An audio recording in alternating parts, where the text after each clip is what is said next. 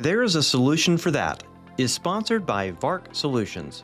VARC Solutions helps small businesses succeed by delivering expert QuickBooks bookkeeping, consulting, quick-base development, and integrated solutions. If you own a small to medium-sized business that uses QuickBooks or QuickBase, the experts at VARC Solutions can help. In business since 1999, with people who care and the knowledge and experience to solve your toughest problems. Visit VARCsolutions.com for all your QuickBooks needs. Welcome back to another edition of There's a Solution for That, where we help small businesses succeed by discussing challenging business problems and best-in-class solutions. Welcome, everybody, to another episode of There's a Solution for That. My name is Brad White, your host, and we have another great show for you. We have Alfonso Aramburo, who is a global manufacturing strategist, principal of Master of Ops, and he's here to really talk about a really important topic of how to turn around a sinking ship. So, Alfonso, welcome to the show. Hey, thank you for having me. It's a really great talking to you and knowing that you also are into Legos, which is awesome. Yeah, we were just talking right before the show. You got one in your background, and I've kind of got my little F1. F1. I'm really into F1 as well, so it's fantastic. We have stuff in common. Yeah. Cool. Well, so before we just dive into maybe some of the specific questions, tell us a little bit about your background. Like, how did you get into this? How did you get into this space? And like, just talk a little bit about your experience working with turnarounds. Absolutely.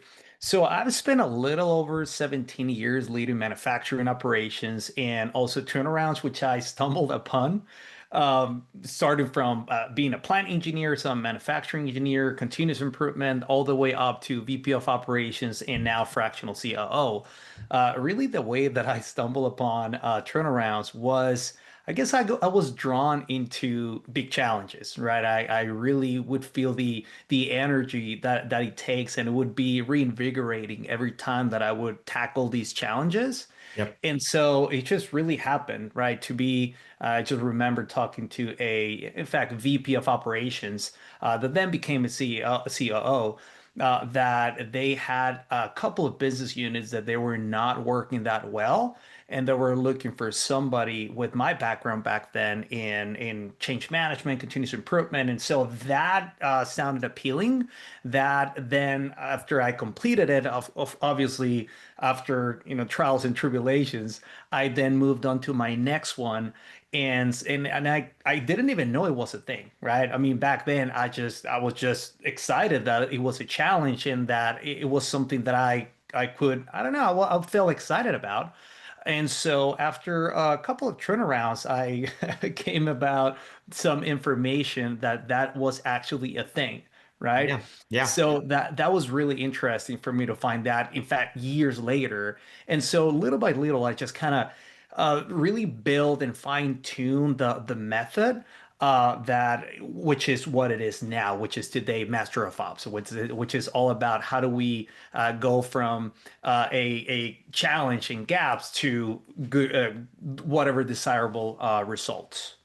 Well, I love that. And what better way? I mean, quite frankly, what better way to figure out like where where you can live in this world and operate in this world and get paid for it without it really feeling like work too.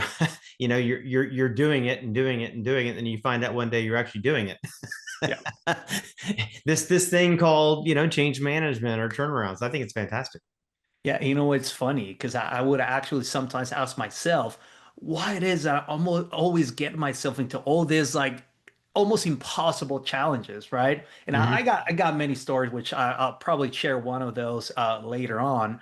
But just real quick is it's interesting sometimes how the more aligned you are with what you enjoy and who you are, the easier it becomes too, right?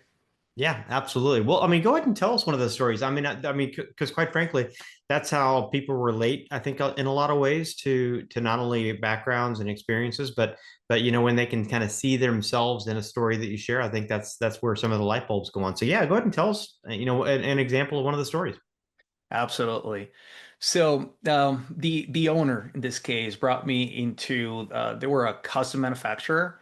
Uh, pretty much metal fabrication, classic job shop system, right? You have your CNC machines, you have your bending machines, you had your laser cutters, all this classic equipment. Yeah. Company under 100 million.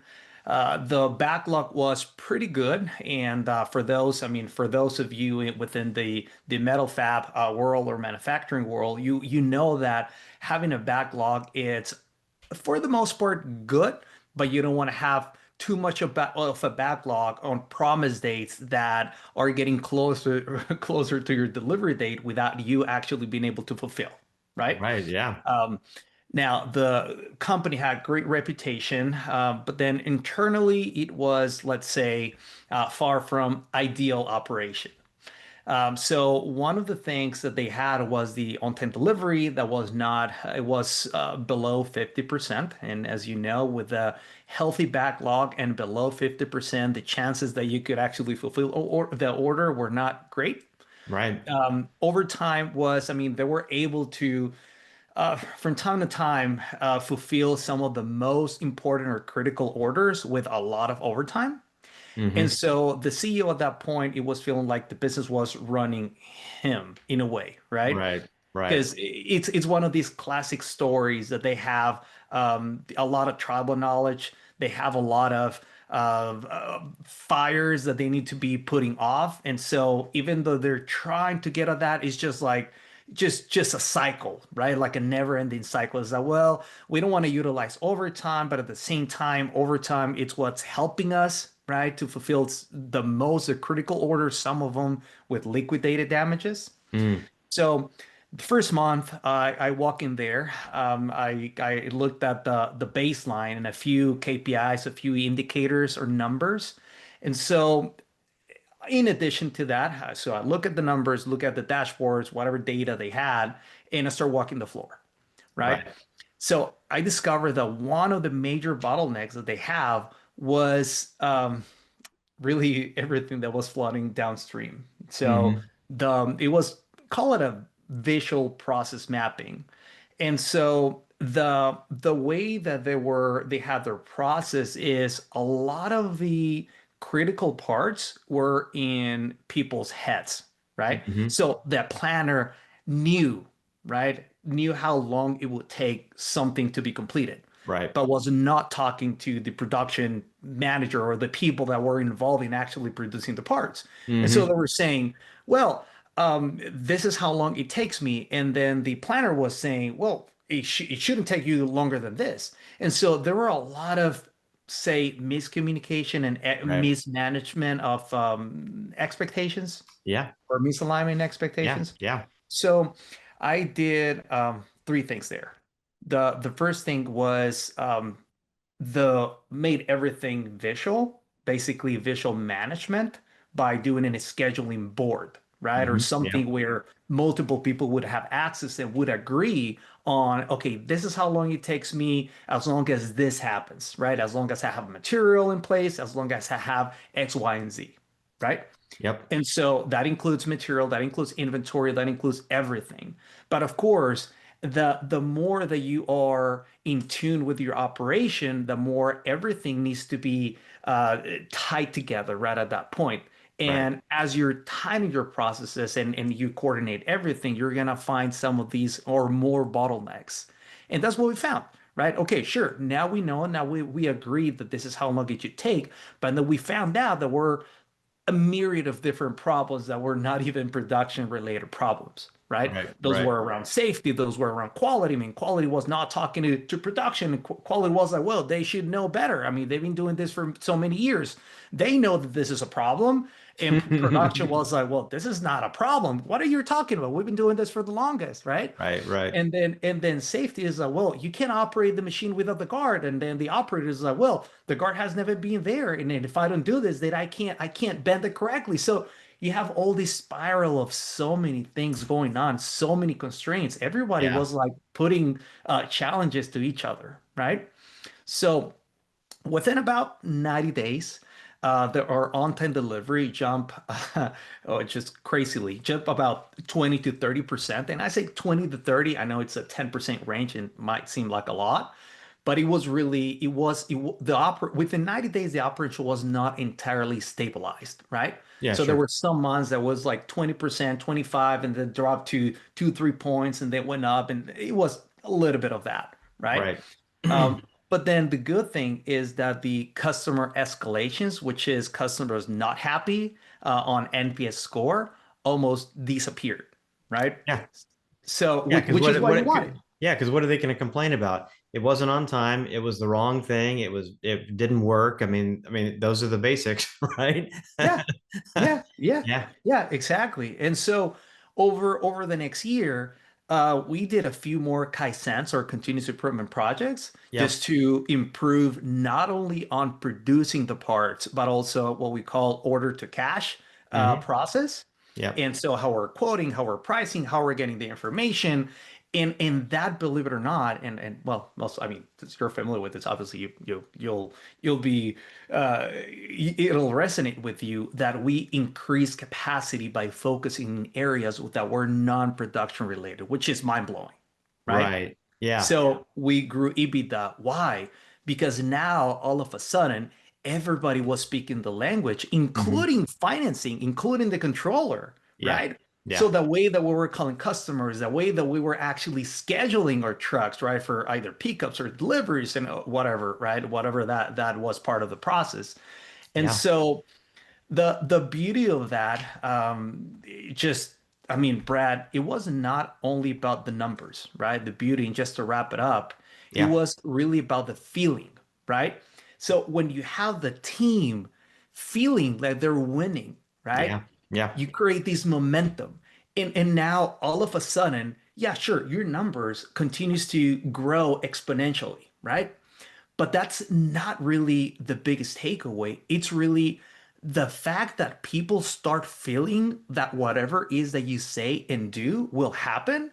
Yeah. Man, it's just a game changer. And that's when everything started feeling easy. And Yeah. even those Easier. were the Yeah. comments that we got. It's like, huh, like we're actually doubling our capacity. We're producing way more than we did with less people. Because I mean, luckily we were able to, through normal attrition, right? We Right. didn't let Yeah. anybody go. It's just like we just wouldn't hire people again. Right. And so everybody was like saying, huh, this is so predictable, right? And so at the end of the year, people got bonus because we did a bonus plan and all that. And so people were extremely happy I'm with sure. that because I mean, just imagine working in a company when now people are actually talking to each other, that you're promoting a culture of collaboration, all of that. So I Right. think that's a story, right, that I was going to share with you that in my mind it's been one of the most beautiful love stories within a company, right? That started from chaos to actual control, right? Yeah, no, I love it. And what's interesting about all that is, when I think of when I reflect on the story you just shared, I'm thinking, okay, there's process, right? And then there's the people component, Yeah. and obviously all those are interconnected. So you can't just like pull out one and say that's the complete issue. But it's like there was a production line bottleneck, but there was a people problem connected to it. um, and like you said, if everything's in people's heads, it's not documented, it's not systematized, it's not validated. It's really hard to scale, and it's really hard to be consistent. Somebody can't go on vacation and have the production line keep running, right? So all those types of issues are things that, quite frankly, every single business in the world has those problems, right? It's how do we communicate, how do we coordinate, how do we get on the same page? But and then I was obviously you take those wrenches that are out that are gunking up the works and fix those too. And now it's a natural result to have everything work more efficiently, more profitably, and all those things. So Yeah. that's fantastic. Yeah. No, absolutely. So when in the work that you've done, not obviously with that client, but also with others, it's like what do you find is the most consistent reason why businesses are kind of in that sinking ship mode, that we could be thinking about in our own businesses? Like, I need to focus on this. This is the biggest most common problem. It's funny you say that because it seems to be, a lot of us talk about common sense, right? It's like, oh, you go to a company, especially you hear this a lot from leaders, right? Oh, it's common sense that people do this or they know better. That's one of the biggest things. It's given for granted, right? That what you know and your common sense, it's everybody's common sense, right? Hmm. So one of the biggest errors, and again, I'll say it, right, which might be I might be defying, right, and it'll resonate with some, but some others might not like it because you as a leader, you are a lot of the reason that whatever is happening in your plan, it's a reflection of what you do or don't do, Yeah. right? That's the main thing, and that's a harsh truth, right? And you Hmm. might say, I mean, I've seen leaders firing almost every single person in the company. Like I literally, I've seen 70%, right, Yeah. Yeah. of the plant just being replaced, and they still have the same problems, right? Because they didn't fire the person that was in the mirror. They didn't fire themselves, right? And Right. and so really the biggest problem is a combination between leadership and systems, Yeah. right? And you could argue and say, well, yeah, but you could have great systems, but if people are not doing it, Hmm. then you got nothing. And I agree, right? But that's how you come in as a leader, promoting a culture of accountability, of trust, right? Of reliability. That's one thing, that's the main thing that as a leader we have to do, establish that cadence, those rhythms that will Hmm. help you be like a pulse, right? Just like a band, like an orchestra, is that everybody has to play the role in order for a team to be successful. And Yeah. yes, you will always have certain things are not working ideally, but this is where you as a leader participate and you can either decide to do something about it or just Hmm. complain and blame others, right? Yeah. Now, another thing that I see very often is leaders promoting people with great technical knowledge, right? Oftentimes, leaders think or we think that because somebody it's an amazing inspector, he'll be a great quality manager, Right. right? Or we think just because these person can build these specific product or part faster than anybody else and he's a great trainer, he could be a great manager or great leader. And the Right. truth of the matter is that you as a leader, before you promote or over promote somebody or promote somebody too early, it's your role, right? Or within your pretty much responsibility to train to provide any necessary tools to lead and to learn those new skills, right? Yeah. Um, Well, so yeah, yeah, and I mean, let's go deeper on that one because you're right. And the most common scenario that I hear, like the example, is a salesperson that becomes a sales manager, and they know how to sell, but they don't know how to manage people, and so they end up failing, right? And it'd be better if they just sort of stayed in the salesperson lane. Um, how do you bridge the gap there? I mean, because obviously, if you're a growing company and you are hopefully growing and then hiring people to support that continued growth, one option is you just hire leaders at a higher level to come in and because they've already got the skills, or you've got to promote within. But how do you get that person that maybe has never managed to be ready to manage when they're not managing? I mean, I mean, it is a conundrum. yeah. So there is, I hardly ever, so I work with companies under 100 million, and I have never seen a single company with an actual training plan that includes a succession and or slash backup plan, right? That is, however, you work in and you go to Fortune 100 companies, and most of them will have that, and Mhm. partly because they will they have more resources, right? They have more Sure. more employees, people much more specialized. They hire one person specifically almost for that, right? Within Right. their HR department. So you have that ability to do that. But yeah, companies under 100 million, I see that it is very common to overlook something that is critical. And a lot of times they rely way, way too much in tribal knowledge. You Hmm. rely way too much in that amazing salesperson that can do that, right? You rely that they can learn themselves and figure it out the same way that you did, right? Hmm. Hmm. And so back to your question, you need and it starts from onboarding, right? When you onboard somebody, it's not onboarding somebody just on the job when you hire somebody. You onboard somebody also when you want someone to do a different job or a different role, right? I love So that. I, Yeah. I like 30, 60, and 90-day onboarding programs for each Hmm. specific role. And Right. you want to make it specific.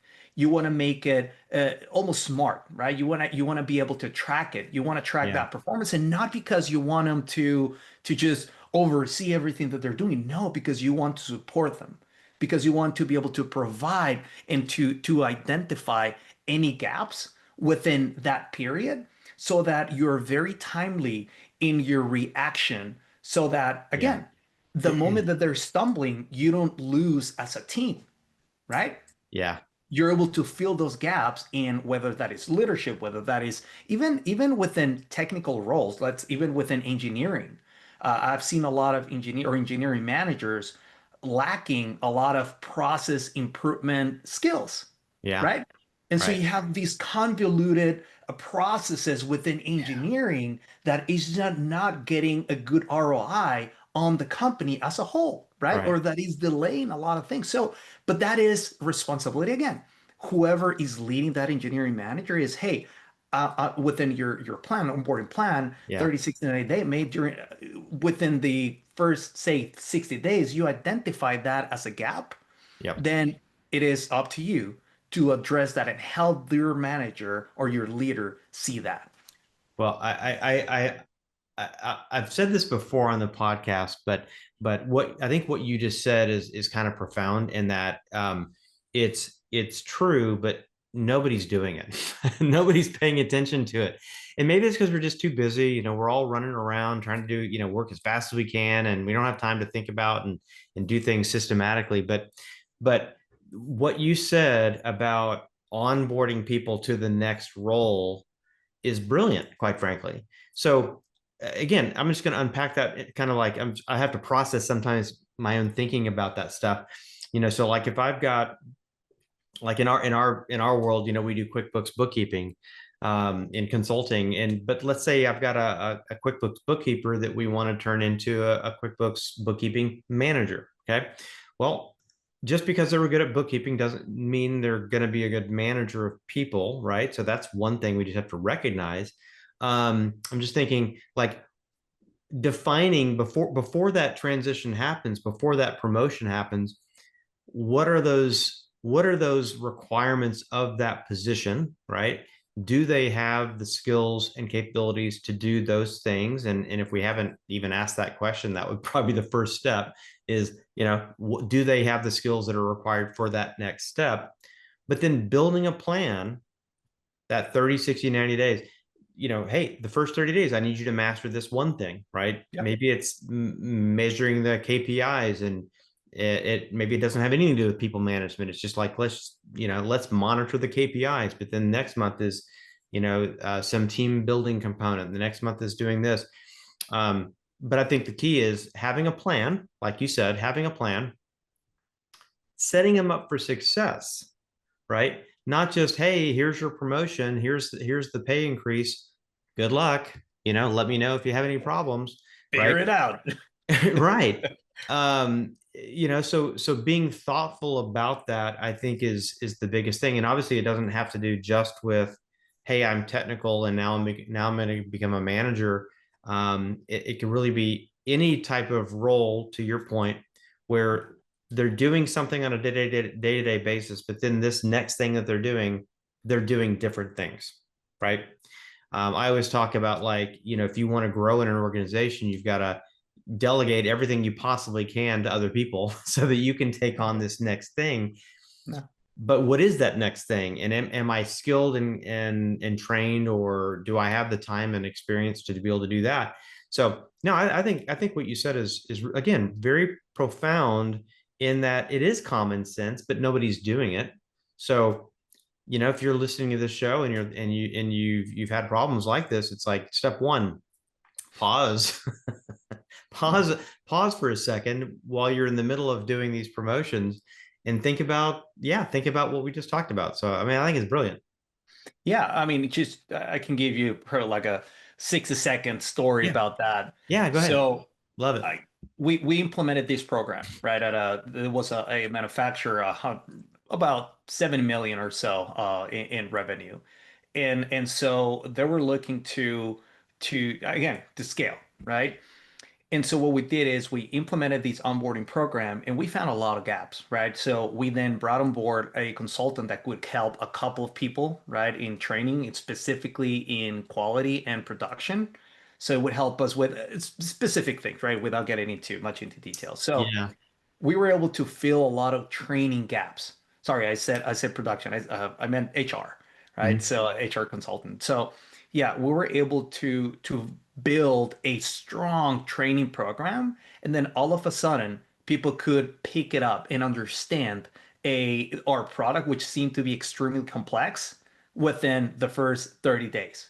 Whereas before, it used to take them 3 to 4 months just to barely start understanding how to build the product. And still, we had a lot of people that couldn't even build those specific, had these specific skills within not even 2, 3 years down the road, right? Right. So I think that's the beauty of having a strong training program Hmm. is being able to just have all the information that it's needed. And then sure, they will need on the work or on the job training, Right. but all this specific program is for you to have a much more predictable operation, predictable results, and Yeah. ultimately it just makes your life much more easier, right? Than Yeah. anything else. Yeah. Yeah, no, Yeah. I think it's great. It's great.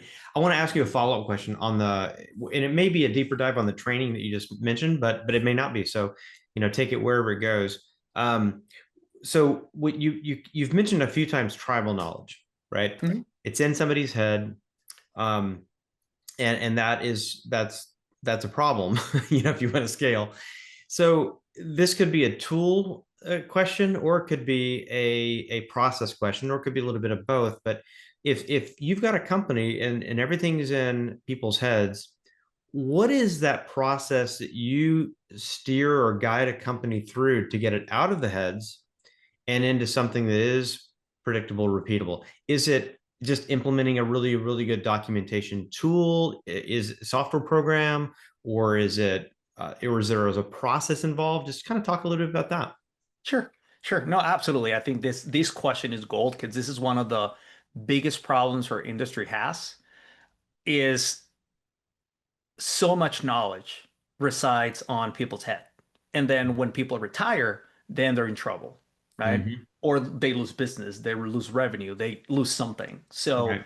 I've seen it over and over again. And you don't want anybody holding you as a hostage either, right? It's like, hey, give me a raise, otherwise I'll leave, right? Which Yeah. is one of the Yeah. things that you hear very often. So yeah, so my process is really very simple.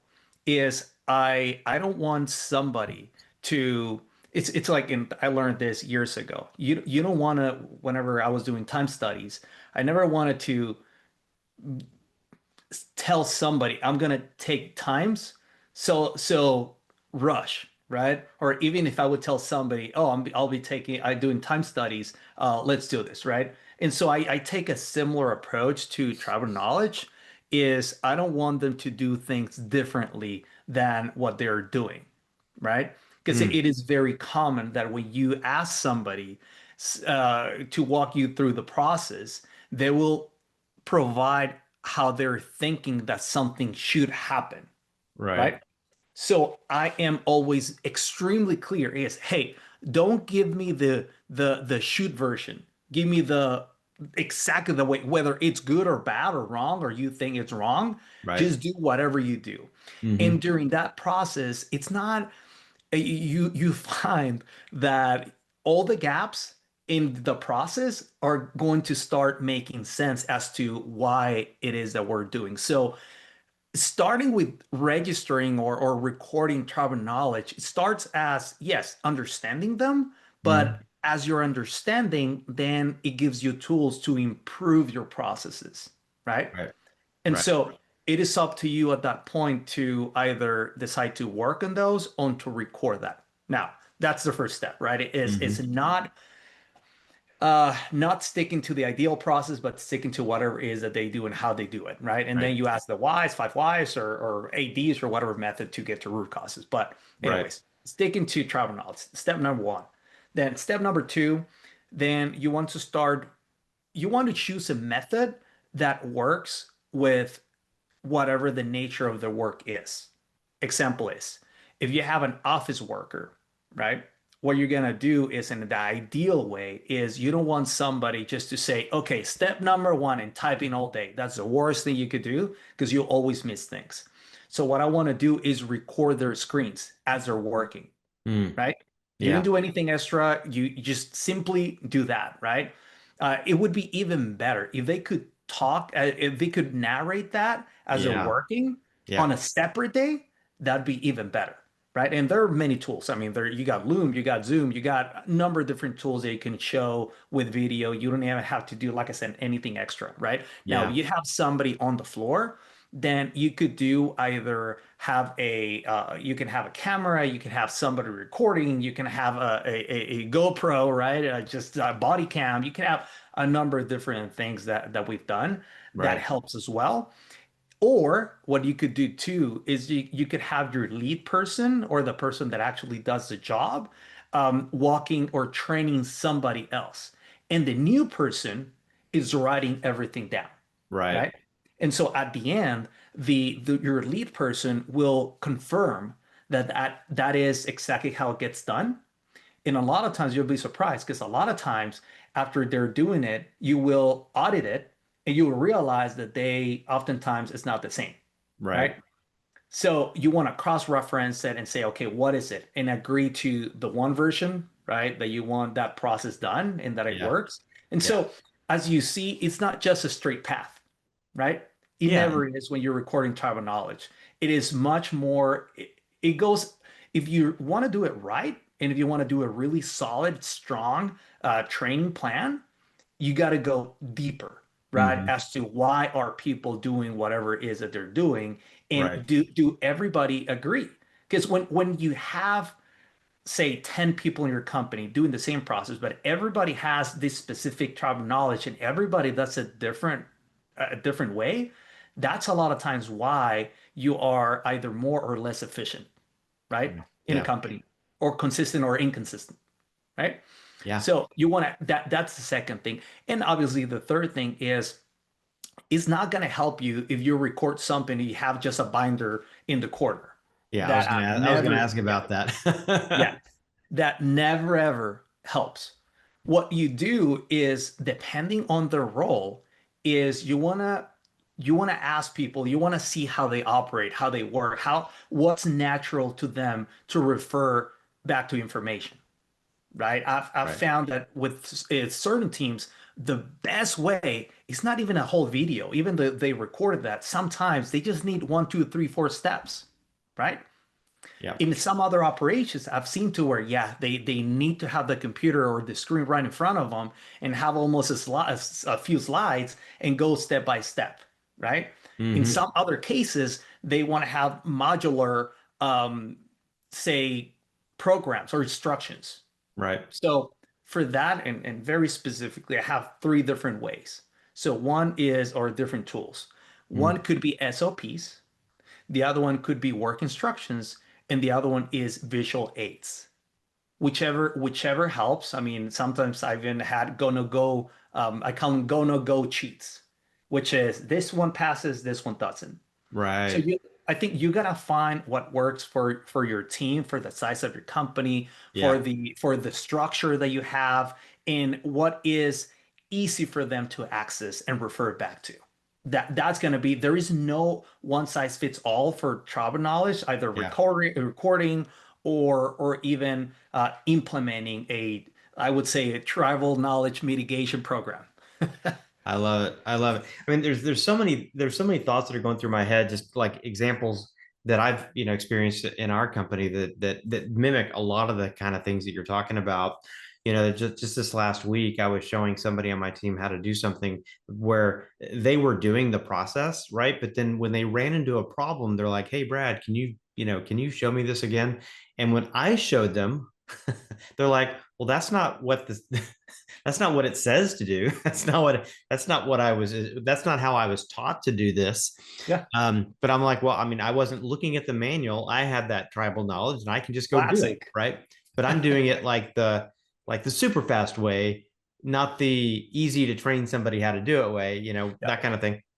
And that's just one example. But I remember our company every once in a while will go to like a trade show, and we ordered with those booth stands, the backdrops and things like that. Yeah. And anyways, I got this pole in the mail, and for the frame kit, and one of the poles didn't fit like in the base, right? It just was the wrong size. I don't know exactly what happened, but when you were talking about that whole go no go sort of visual aid thing, it's like, if you're on a manufacturing process, create that stand where the pole has got the fit before it goes into the next step, right? I mean, Yeah. little things like that you could do, that don't have to, like you said, they don't have to be in a binder. They could be a physical model. They could be, this has to fit here, sort of thing, for it to pass to the next step. Those types of things. I think, yeah, we probably need to utilize those more. Yeah. I mean, everything. I mean, I've done over, what is it, over 50 Kaizen projects during my career, right? I mean, Hmm. Yeah. and one smaller than somewhat smaller than others. Um, but every single time, every single project, whenever something goes wrong, or every single process, it's because somebody either forgot something, missed something, or just it hardly ever it's because somebody doesn't want to do a good job. Right. That's what a lot of sometimes managers or people think is, well, when they're asked, the default answer is, well, I don't know what that would happen, right? I mean, he's been doing this for so many years. Right. Why is it that got missed? But then as you're doing this, and think of this as, I mean, you create this blindness after so many years of repetitive tasks to where it's actually very easy, and in fact easier to do mistakes than when you are just starting and you're really focusing and putting your entire attention to try to do everything, get it right. But Yeah. even then, you do things wrong, right? I mean, we're not perfect. We're humans. Sometimes we're more Yeah. tired than others. And so it's how do we develop our processes and systems to where we call them in our manufacturing world poka yokes, right? Or lean manufacturing. It's Hmm. how do you develop a poka yoke culture, even as you're training, even as you're transferring knowledge, even as you are implementing those tasks, is how can you make it fail proof? That Hmm. is the kind of synonym for poka-yoke. Right. Okay. So yeah, I love it. Well, so I'm gonna almost rewind you all the way back to the beginning, and because there's a question I don't want to forget to ask you, which was, I mean, obviously, if you're getting the call, it's probably because there's a company that has a problem, right? yeah, They're struggling with something. It's probably past the point of, it's painful enough to finally say we got to go, we got to bring somebody in. And so, how do you approach working with leaders in an organization where you're walking in and there is definitely something broken because they called you, um, so that you can start that conversation? Like, how do you start that conversation with a leadership team when maybe, you know not to say they're the problem, but obviously they haven't been able to solve it on their own, so there's something that they're either doing or not doing. How do you just start having those conversations with clients about this topic? yeah. And first off, let me tell you, it takes a lot for a leader to actually acknowledge that they're having a problem, right? Yeah. One of the first times that I actually heard a CEO tell me, Alfonso, I need your help. Like I can't do it myself. I already tried it and I failed at it. Wow, I was astonished. The fact that this is a very successful CEO, right? Yeah. I looked at him. I mean, the guy, he even went to Harvard, right? Like an amazing CEO. And I was like, wow, like I guess it takes a lot of reflection, right? To as a leader, and I think that's the Yeah. first step, right? So when I'm talking to somebody, it's not again, I mean, about what the leader was not able to do and what the gap is that they have as a leader. It's more about, let's say, I do make it very simple. Is okay. Tell me, where are you bleeding cash? Tell me, where are you bleeding capacity? Tell me, where are you bleeding credibility with your customers? Like, what are your biggest pain points? Usually that's what I'll do. Just tell me, what is that nagging thing that just keeps coming back or that's not allowing you to get to where you want to go, right?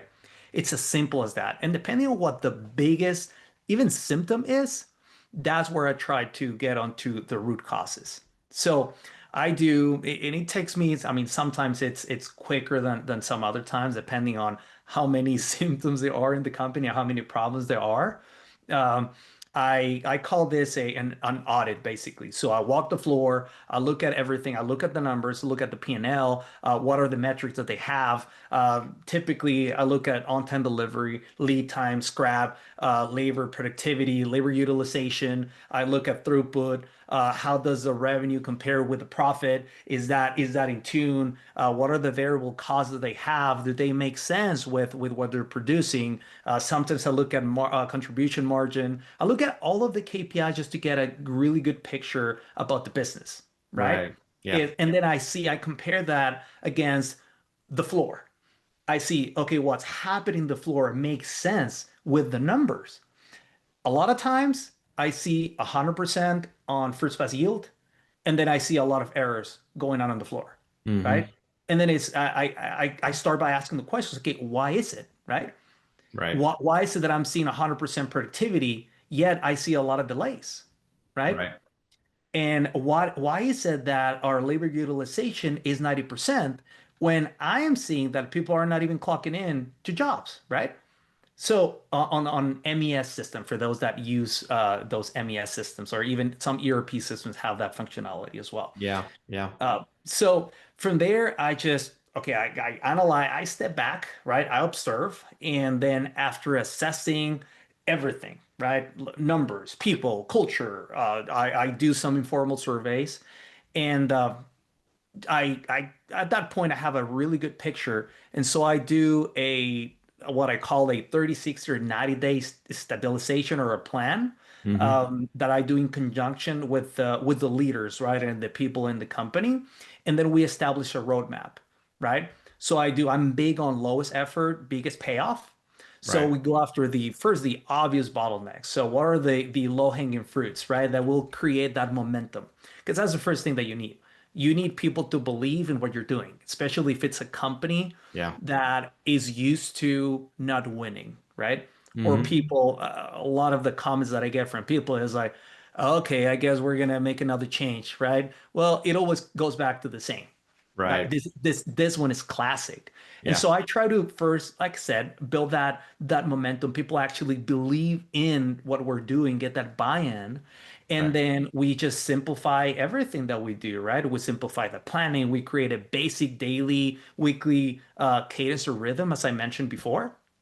Before we try to kind of lean out everything. Because that's a lot of people will want to, okay, let's go to the biggest contributor right now, right? But Right. oftentimes that's why a lot of projects fail because people don't even believe and you don't have the system that will ensure that you have that you're repetitive, right? And that you can catch when something is getting out of control, right? Or is not happening as desired, Yeah. right? Yeah. So that's what I do. Just starting with the loudest pain, and that is also solvable within the next either 30, 60, or 90 days, depending on the constraint. And then we just again try to get buy-in from leadership. And those quick wins, it's just what's gonna get us deeper into work and then be able to tackle even bigger problems.